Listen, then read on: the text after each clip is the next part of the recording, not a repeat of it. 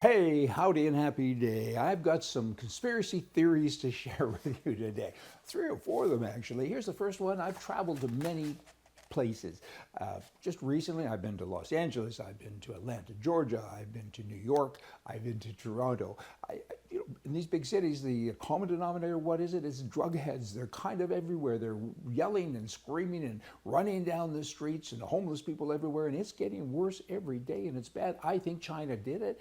China, maybe with some help from Russia, they said, hey, we can't nuke America because they'll nuke us back, and we'll just be a big ball of smoke, so let's do it this way. Let's be like Costco. We'll get our drug dealers out there and say, here's a free sample, but unlike Costco, when you have our sample, we got you for life. And I kind of think something's going on because it's just wild what you see in these cities, particularly in the inner cities. It's incredible. I mean, there's zombies everywhere, and the cost, and it takes us off our game because everyone's trying to help them, and we're not doing other things maybe that should be done. I mean, is that a conspiracy? I don't know, but whatever. If it is, it sure does seem to be working. I mean, it's a tragedy. Now, let's jump over to another one. A Canadian friend of mine gave me this. He said, hey, you know what? If you beat your friends up, you have a neighbor and a friend and you like him and you work with them all of the time and you start to beat them up and call them names, those who want to do business with you who aren't your friends, they have to stand back and gasp and say, wow, if they treat their friend like that, what's he gonna, how are they gonna treat me? And of course, he was referring to Canada and the US today. Oh, I got more, but we'll wait a second before we get to number three. Liberals, I wrote this down because it's just profound. Liberals, they are defective, they are broken. Do nothing meaningful other than to set themselves up and destroy the freedom of the citizenry. So I'm in charge, kind of a king thing, right? I'm in charge and you're a nothing. There's so much corruption and self-serving in the liberal world that it's spooky beyond spook. I mean, even worse than the common liberal, of course, is the Pied Piper, and that's their leadership, because somehow they manage to pull the people along behind them and say, we know stuff, and people follow. And it's misguided, but when they wake up, they're over the cliff, and it's bad. Liberals, broken, defective humanoids. Just saying. Now, speaking of liberals, and of course the conspiracy stuff, here's conspiracy theory number three for the day. And this one appears to be happening. There's been all kinds of experiments to dim sunlight and do other things too, but to fight global warming. This has been going on for a good number of years.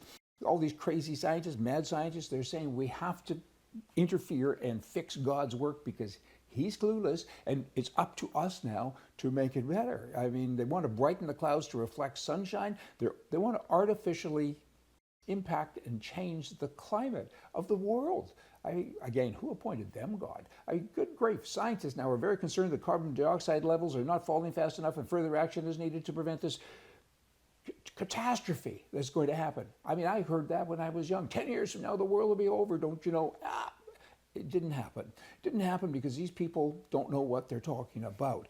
I mean, they're evil and they're very dangerous. I mean, these clouds, they're shooting radiation stuff into the clouds to fool with the global warming stuff, and it falls down amongst the people and is not healthy and is not good, and they need to stop it. So Trump, put that on your list, will you? Now, Canada.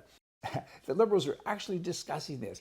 How can topics like this even come up for conversation? I mean, it's unbelievable. They're saying, hey, income tax. Let's look at basing this on skin color.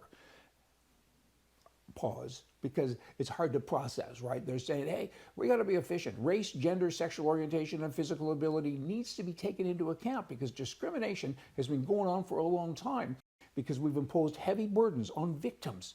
Is that a Marxist thing or what is that? I don't even think Marxist wanted that. He wanted equality for everybody. I don't think color mattered. But all of a sudden you got the Canadian politicians who are talking like this. That's insanity. I mean, back to liberals, mental, I repeat myself, because that's what they're talking about. Good bloody grief. Lastly, I got a last thing of liberalism and crazyism. And in Denver, well, actually, this is a good thing because ICE is now charging people for hiring illegal people. They're saying, hey, you're part of the problem here because all these people not only came into the country illegally, they stayed because you allowed them to. You help them stay.